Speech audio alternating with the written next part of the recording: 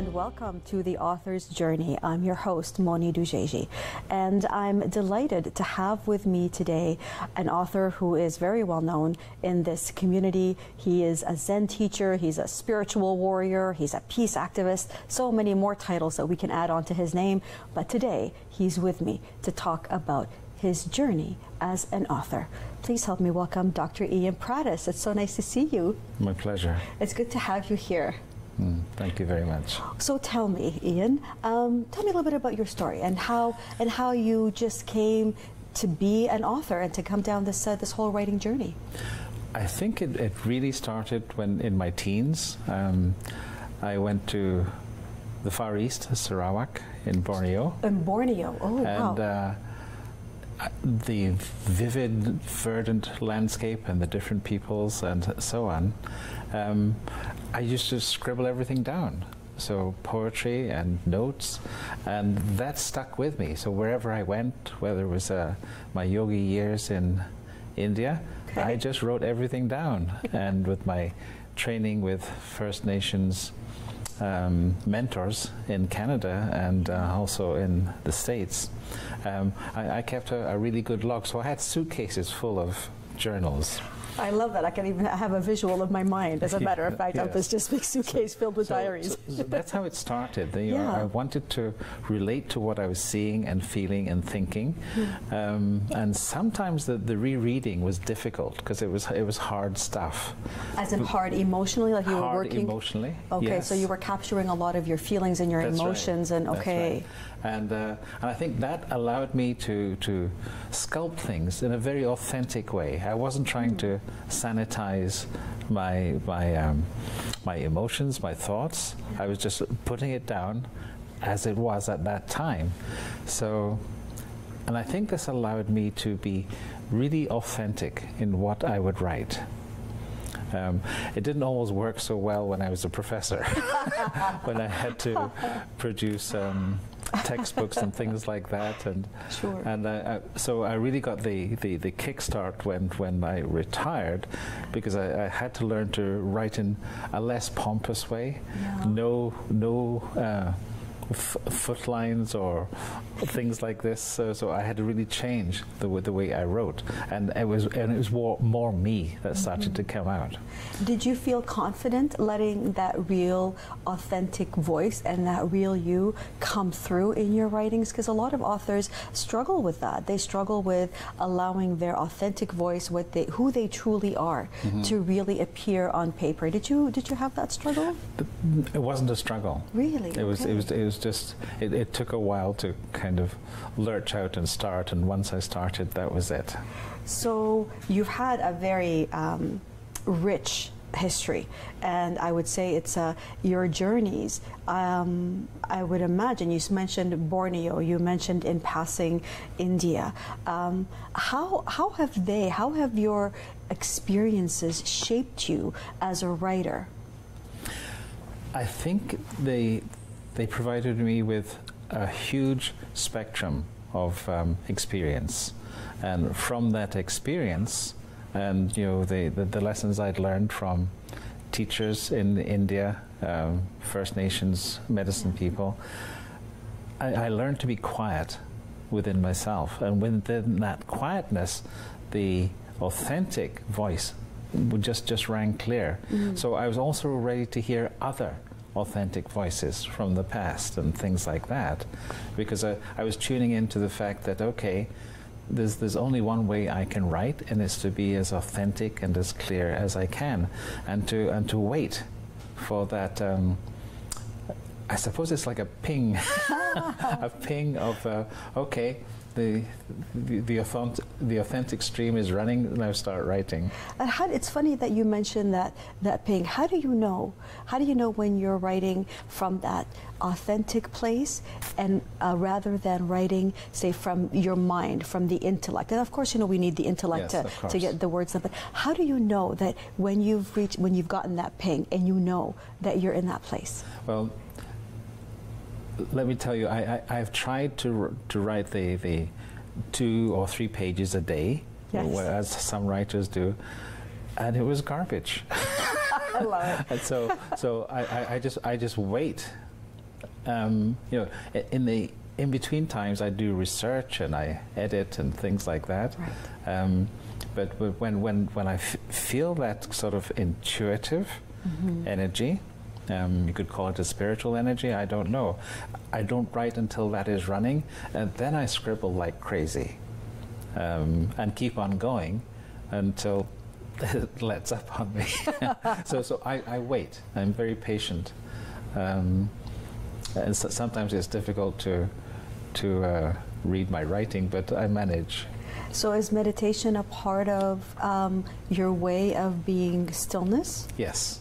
Because yes. I know you're a Zen teacher at yes. the Pine Gate community, and you teach there this art of mindfulness. Can you explain what mindfulness is first?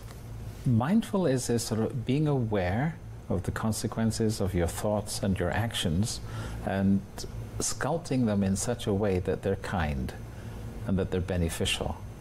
In a nutshell, that's what I do. Well, it sounds so easy. Yes, it's and that in itself, I imagine, is a journey. Learning to be able to sculpt. Yes, yes. And how has that practice then impacted your writing? Do you use the practices that you have garnered from being a Zen teacher into your writing? Especially so in the latest book, which is going to be coming out in October. Yes. It's called Our World is Burning. That is 16 essays on mindful engagement. Yeah. And this was a new genre for me. Yeah. And there I basically was pulling together the best of the essays I've written on mindful engagement and putting them together into a package to address the issue of our world is burning. Yeah. And what can we do about it? How can we engage and encourage young people as well as people in everyday life to push back against the unkindness, against the very horrible things happening, and also being awake to the realities of climate change, that it's not going to go away, so we have to learn how to adapt. So I'm also writing about how do we best adapt to the inevitable. Yeah, and I like how, I mean, this book is not published yet. You mentioned it's not coming out until October. We don't even have a book cover yet. So we're talking about things that are hot off the press, so to speak. Right. Playing with a few possible front covers. We usually got a huge fiery, fiery image, but that hasn't yet been decided. Okay, so this is a collection of essays that you mentioned. Right. But you also have written across many other genres. You've written fiction. Do you write poetry as well? Yes. Okay. Yes. Have you published your works of poetry? Some of it's been published. Yeah. I've got a lot. It needs a bit of polish.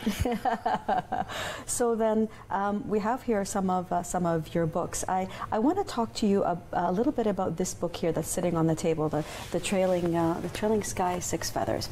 If we can get a shot of that for a second. And this is a book that I've read and that I enjoyed thoroughly. And I want to talk to you about this idea that many writers, I think, also deal with, and it's this idea of having a muse. Okay, who is your muse, and how did she impact what was happening in this book? Well, first off, I didn't allow the muse to come through. Oh, how interesting. Tell me about that. Why not? Several decades ago, I had a distinct feeling that I was being stalked, that I had a stalker. Okay. And I'd feel this presence, I'd look behind me. Yeah. And it was when a very wise medicine woman told me that this was certainly no stalker. It was an Aboriginal medicine woman from the 18th century who was trying to come through to me so that I could receive gifts from her. And I was resistant, my kind of logical, intellectual mind. Yes. And I remained resistant until so many things were happening, and there's no other way to account for it. So eventually I did surrender. Yeah. It was basically a very wise, crystal clear energy that was impacting me. Explain what you mean by that. What a crystal clear energy that was impacting you. Oh, that was what was evolving in me by listening in to this particular muse. And how did you listen to her? I'm trying to get you to articulate, if you can, what I know is often a feeling, because you know it's a feeling that is there. Sometimes you might feel it even as a presence. Sometimes it's words that come through and you don't understand, where did these words come from? So how was it for you, this connection with your muse? Well, I was taught by my mentor in Canada. This is a White Eagle woman. Yes. How to build a mental medicine wheel in my mind. Okay. And at the center, the sacred center, that was where I would communicate with this sacred stalker. The sacred stalker. I like that. I hope she forgives me for that. Is she alive? Let me ask. Is she someone? No, okay, so she lived in the. She lived in the 18th century. In the 18th century. And I died in her arms in 1777. Okay. And as I died, she said, "I will find you in the future. Okay. I will find you." Yeah. And eventually, I remembered past lives impacting all the way back to 1777. With her help?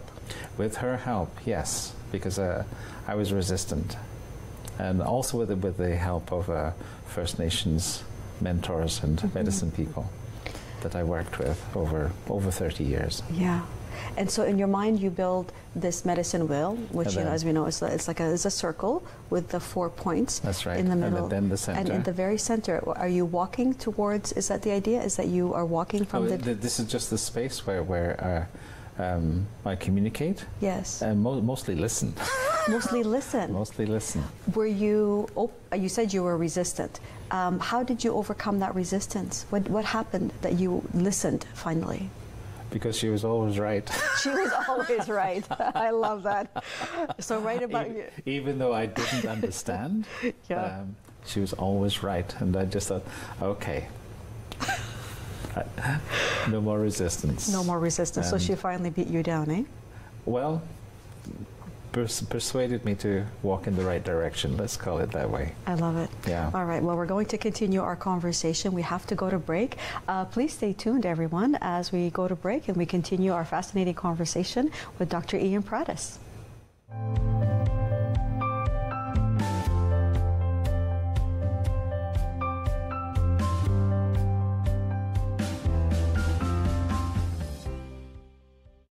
All life is born from chaos. Captain, incoming! We are creating a new way to fly. Go! Better hurry.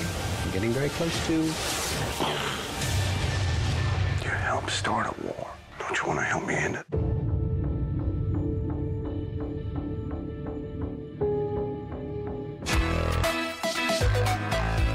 My name is Bara Adi and I'm a volunteer at Rogers TV.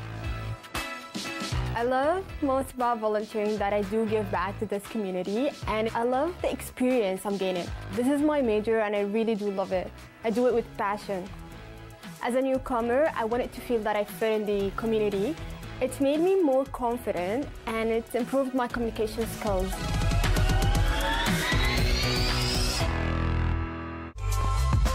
Celebrate Ottawa is a collection of stories for, by, and about the people, places, and rich history that make Ottawa such a vibrant place to call home. Tune in Sunday evenings at 7:30.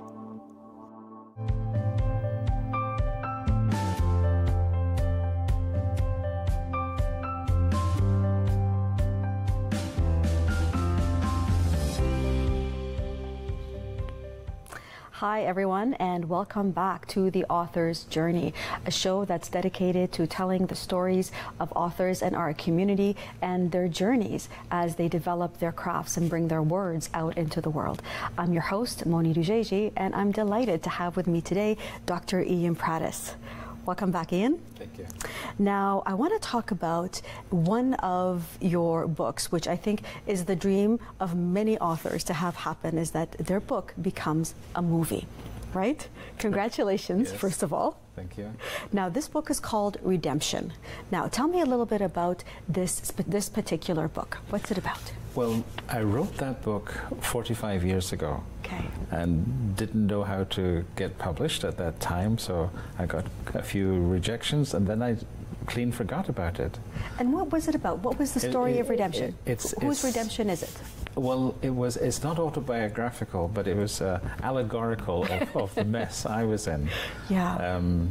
I was trying to save a marriage and also work on my career as a young professor at Carleton University, and I wasn't doing a very good job of both or either. Neither. Oh dear. So the thing is, in 2011, when I found the manuscript again, and I sat down on the basement floor and read through it, I just wondered, who on earth wrote this? Because how could I, 45 years ago, in a total mess, write a book like this? As in, it was so good? Like you were surprised by its clarity? I didn't think I wrote it. Oh, you didn't think you wrote it? Perhaps it was the muse that we were talking about earlier. Maybe. But I also remember when I finished the manuscript 45 years ago, I said to a friend, this is going to be a movie. 45 years ago you said this? Yeah, and I didn't think it would take 50 years or so.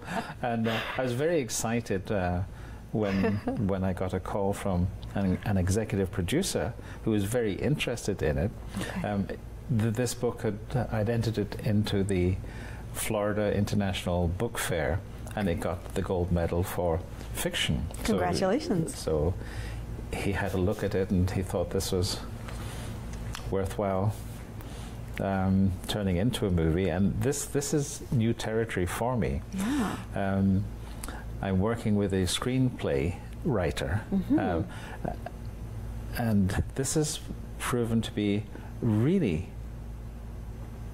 expansive for me, because this writer is very respectful of the book and of me, which I think is a bit of a surprise.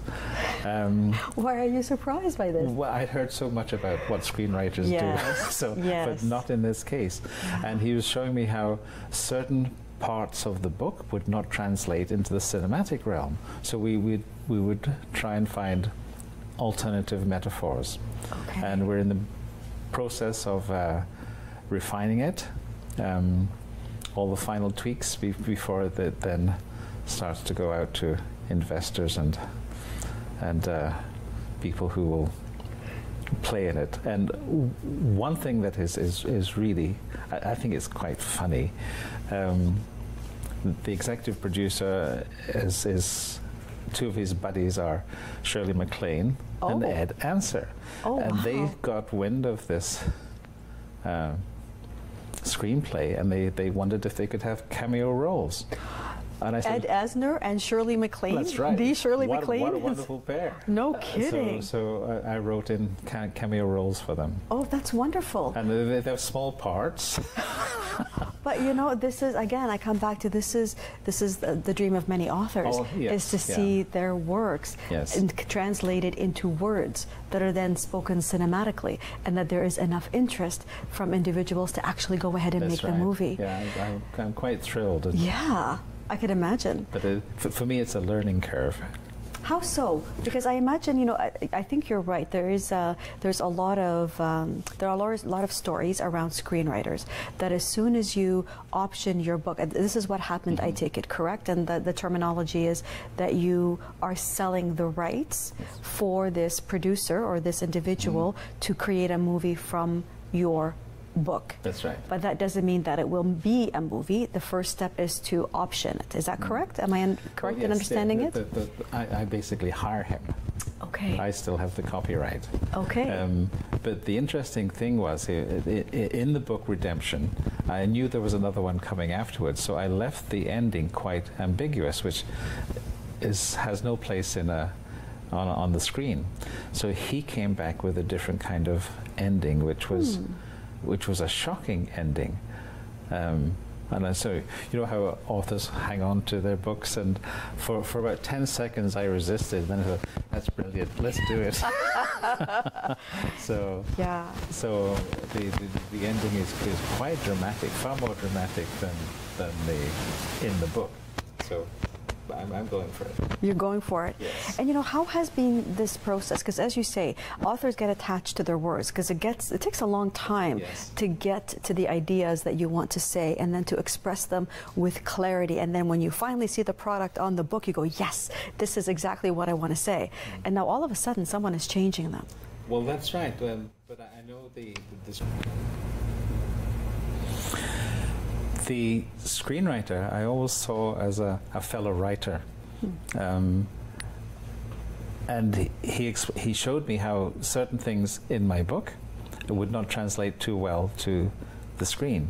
As in visually, or how do you mean? In terms of what would work cinematically, which I have no idea. Right.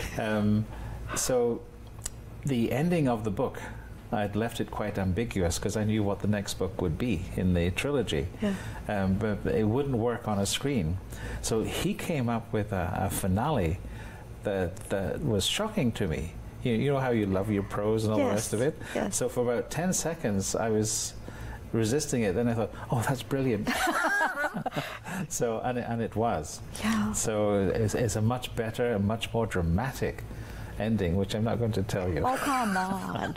Oh, we don't want to spoil the surprise, that's for sure. Yeah. And so you were confident then with the process of, well, first of all, I think it's wonderful that this screenwriter actually included you in this process. Yeah, we have a weekly conference call, the executive producer, the screenwriter, and me. Yeah. And we're just three-way input into what's going into the screenplay. That's fantastic, and I think it's heartening for authors to hear that not all screenwriters are what we imagine them to be, which is often they take your book and you're excluded from the process altogether, right? Yeah. And good luck with what actually ends up showing up on screen. That's right. Well, they do say based on a novel by Ian Prattis, so it is based on.